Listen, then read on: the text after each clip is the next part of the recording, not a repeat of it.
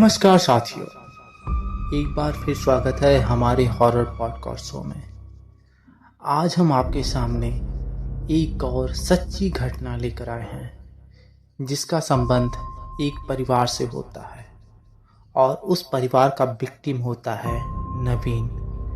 तो जानते हैं नवीन के साथ किस तरह से क्या क्या घटनाएं घटती हैं और उस घटना के पीछे क्या कारण होता है और उस कारण की वजह से उसे कितने दर्द और कितनी भयानक तस्वीरों से गुजरना पड़ता है, ये आज हम इस हॉरर पॉडकास्ट में जानेंगे। तो वीडियो को शुरू करते हैं अपने। तो मैंने बताया ही है, यह कहानी नवीन की है जो पेशे से इंजीनियर होता है। उसके परिवार में उसके माता पिता और एक छोटा भाई भी होता है जिसका नाम राहुल होता है।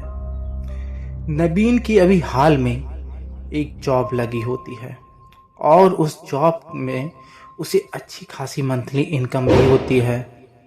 उसके पिताजी पेशे से एक किसान होते हैं। नवीन जॉब की वजह से अपने घर से दूर एक छोटे से कस्बे में रहता है।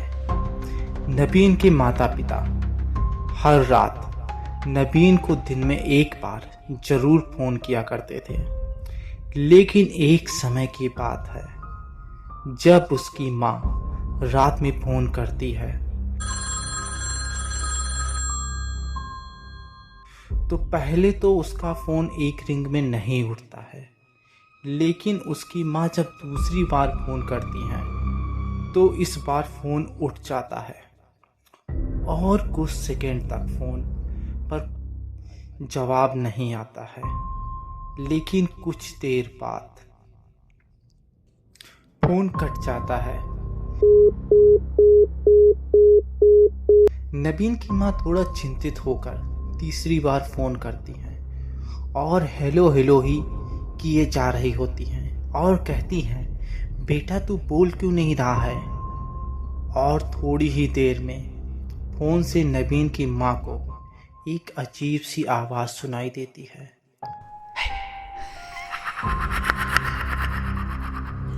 वह आवाज़ नवीन की नहीं होती है। उस आवाज़ में किसी के मरवनाने की आवाज़ आती है, मानो कोई कुछ बक रहा हो, लेकिन वह साफ नहीं होता है। उसकी माँ ने सोचा हो सकता है यह नेटवर्क प्रॉब्लम हो, इसलिए उन्होंने फ़ोन काट दिया और अब वह एक बार फिर फ़ोन लगाती हैं। तो इस बार नवीन का फ़ोन तो उठ जाता है और उसकी माँ उससे पूछती हैं, तुम्हारा फ़ोन लग क्यों नहीं रहा था। नवीन पहले कुछ कहता, इससे पहले अपनी माँ को प्रणाम कहता है और हाल चाल पूछता है। यह सब होने के बाद नवीन की माँ नवीन से पूछती है, क्या इससे पहले तुम्हारा फ़ोन किसी ने उठाया था क्या।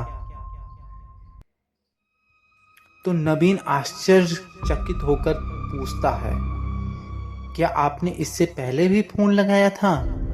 आपका फ़ोन तो अभी पहली बार ही आया है मेरे पे। फिर वह दोनों इन सब बातों को भूलकर कुछ और बातें करने लगते हैं और सब बातें होने के बाद नवीन की माँ फ़ोन रख देती है। अगली रात को नवीन की माँ एक बार फिर फ़ोन रात को नवीन के पास मिलाती है और फ़ोन की घंटी कुछ देर तक ऐसे ही बजती रहती है।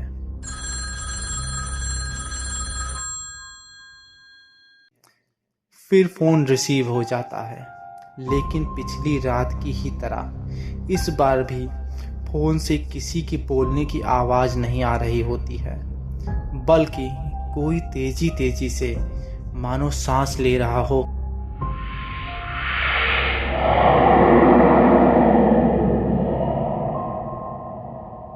ऐसी आवाज़ें आ रही थी और उसकी सांसें लेना इतना भयानक लग रहा होता है कि नवीन की माँ को इसका एहसास पूरी तरीके से हो रहा होता है। और नवीन की माँ तेजी से कहती है, बेटा बेटा हेलो हेलो। फिर कुछ देर बाद फ़ोन की दूसरी तरफ से फिर वही एक भयानक आवाज़ आती है और इस बार वह आवाज़ एकदम साफ सुनाई दे रही होती है और कोई उधर से कह रहा होता है, क्यों री बार बार फ़ोन क्यों कर रही होती है, तुझे और कोई काम नहीं है। और इतना कहते ही फ़ोन कट हो जाता है। इसके बाद नबीन की माँ दोबारा जल्दी से फ़ोन लगाती है, लेकिन अब वह फ़ोन नहीं उठता है। इतना होने के बाद नबीन की माँ नबीन के पिता से इन सब सारी घटनाओं का जिक्र करती है।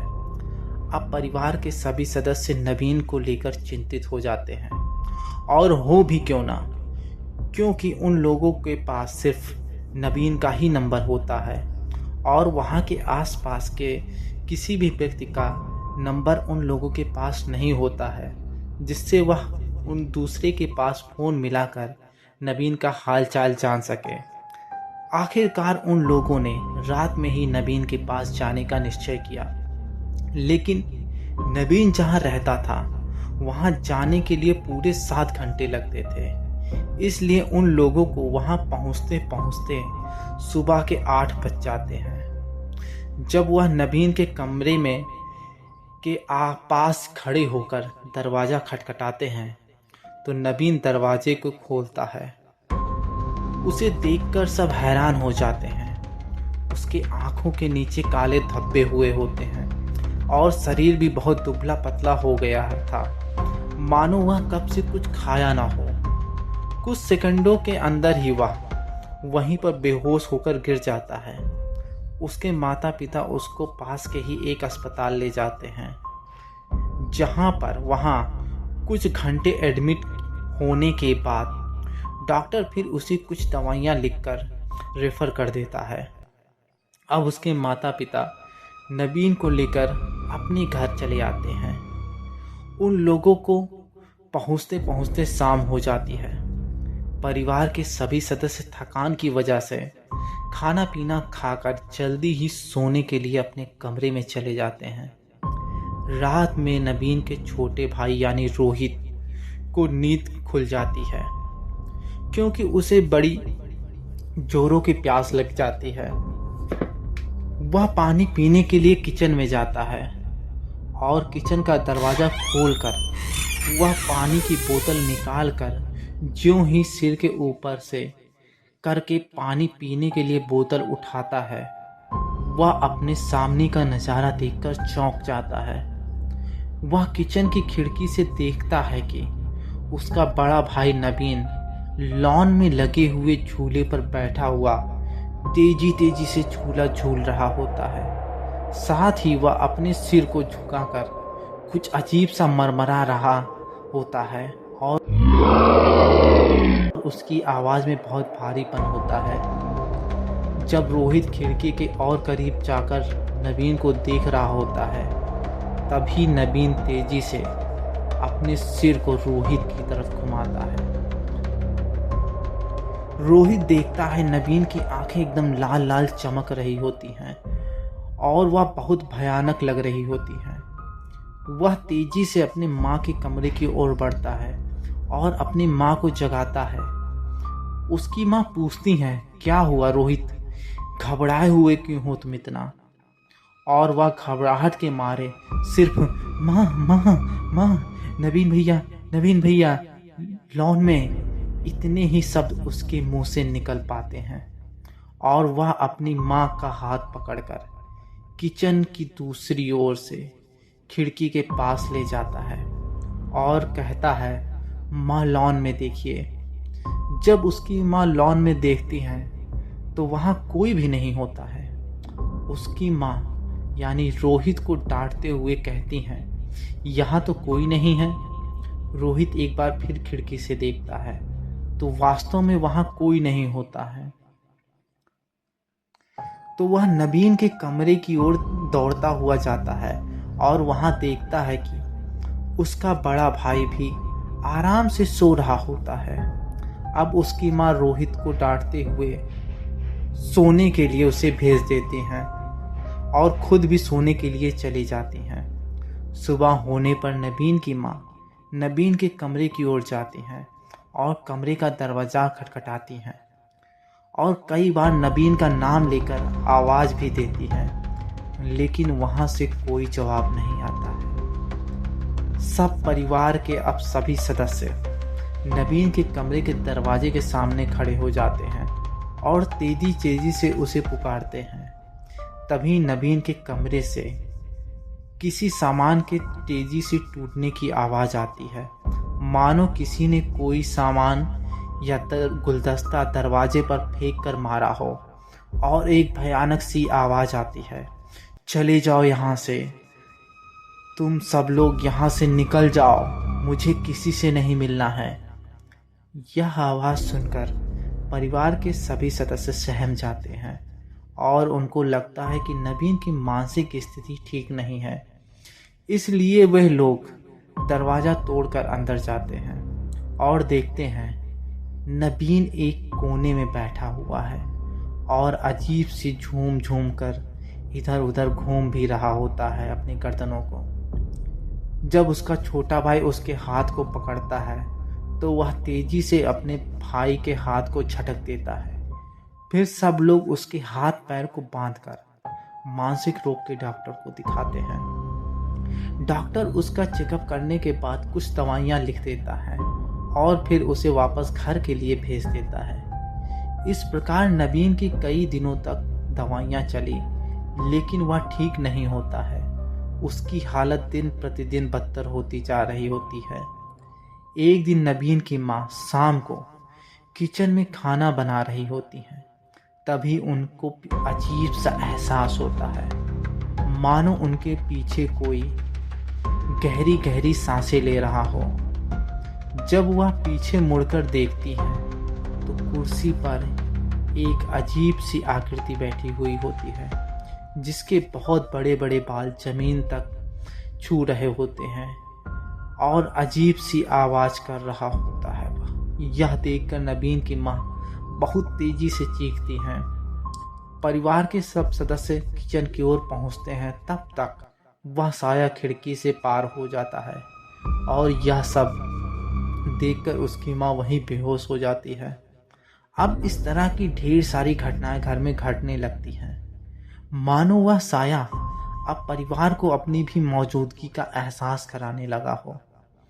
परिवार के सदस्य अब इस सब बात को लेकर बहुत चिंतित हो जाते हैं। उनको यह एहसास हो जाता है कि यहाँ कोई मानसिक बीमारी नहीं है, बल्कि कोई अनजानी शक्ति या आत्मा का खेल है।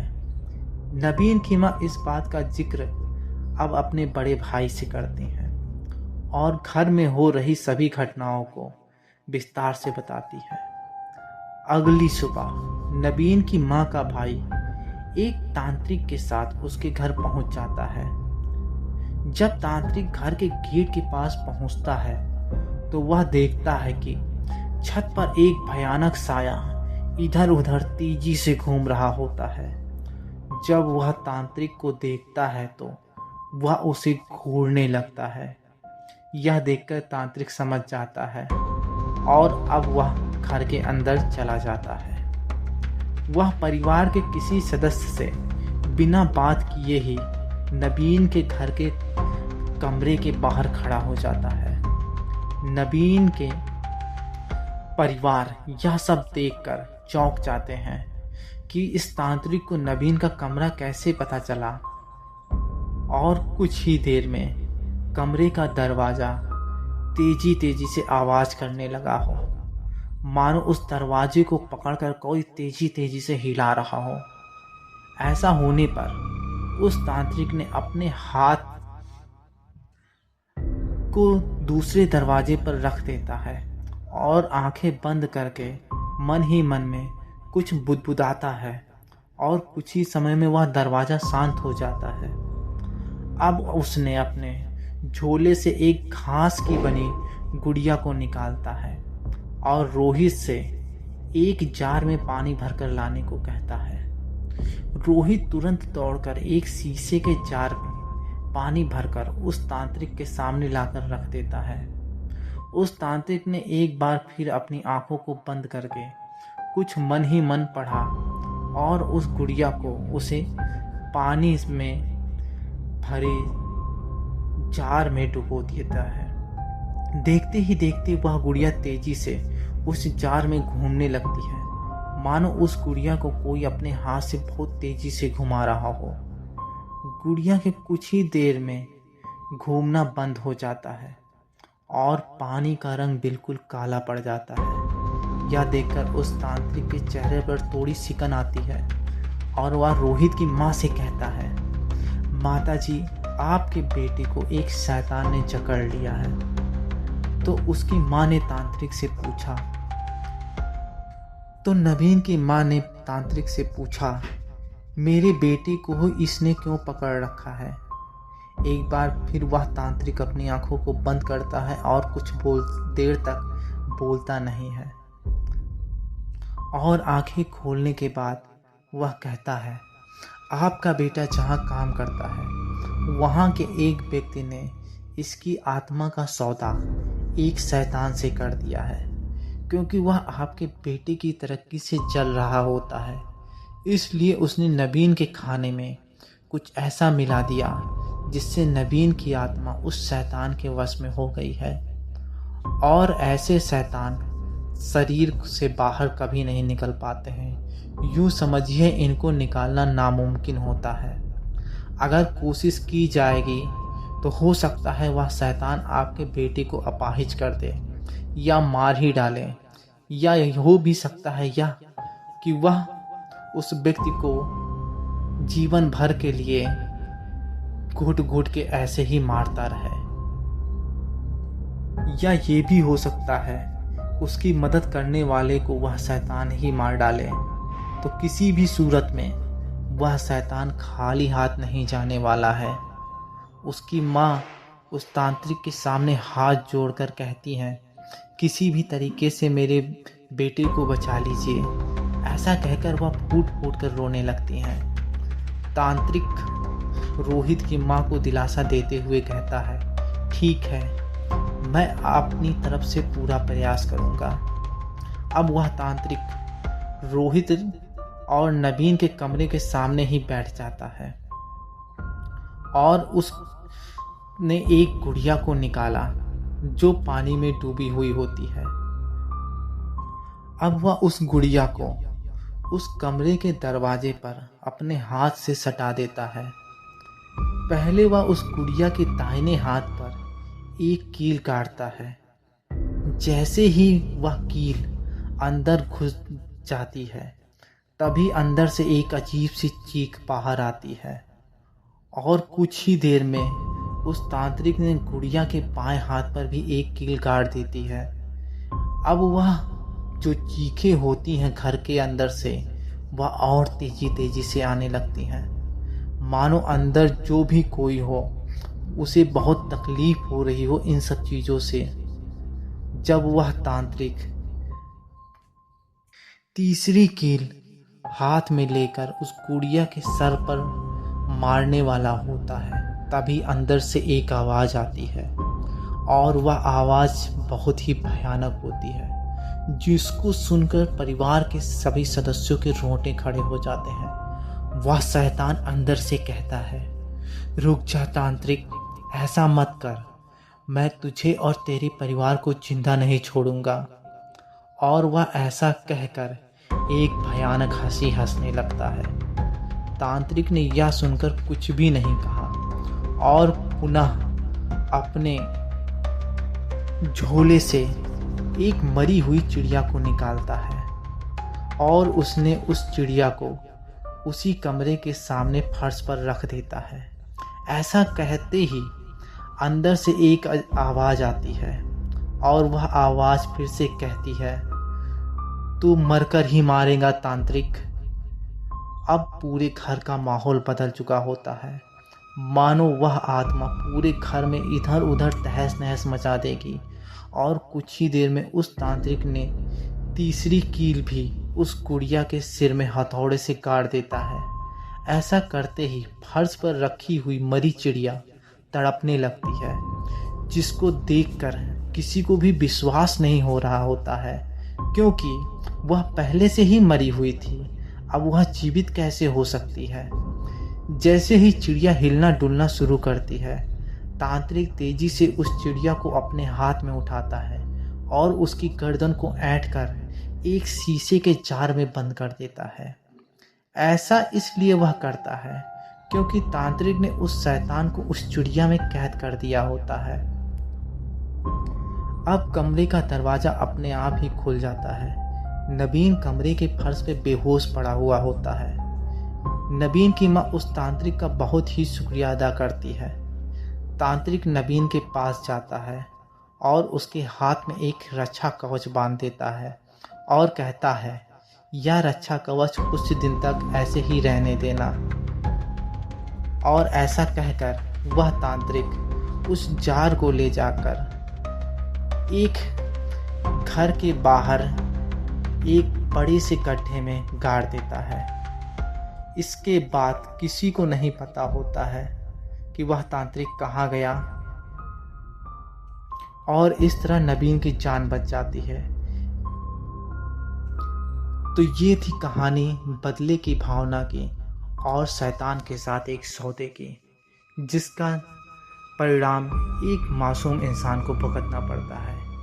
ये घटनाएं हमारे समाज में आज भी चलती हैं। लोग जलन के मारे किसी न किसी का अहित करने के लिए ऐसे जादू टोने टोटके और शैतान के साथ सौदा करने की काली तांत्रिक विद्याओं का सहारा लेते हैं।